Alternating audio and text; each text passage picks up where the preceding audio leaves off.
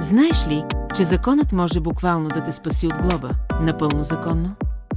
С нещо, което звучи скучно, ама е супер важно, маловажен случай.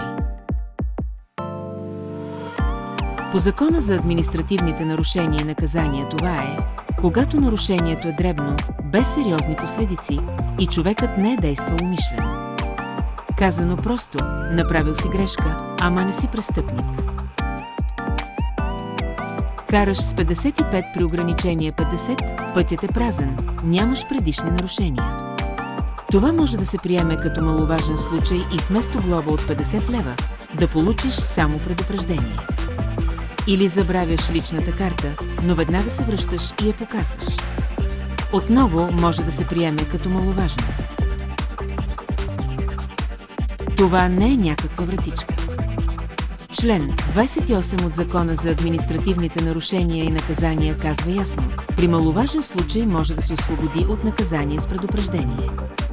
Тоест, това е напълно официален, човечен елемент в закона. И тук идва важното. Маловажен случай в административното право не е същото като в наказателното. В наказателното изобщо не се използва тази дума. Там говорим за малозначителност на деянието, член 9, алинея 2 от наказателния кодекс. Разликата е, че в административното имаш нарушение, например превишена скорост или пропуск.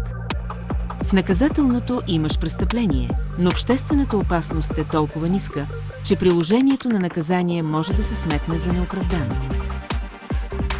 Така че следващия път, когато някой каже няма значение, то е маловажно, всъщност може и да е прав.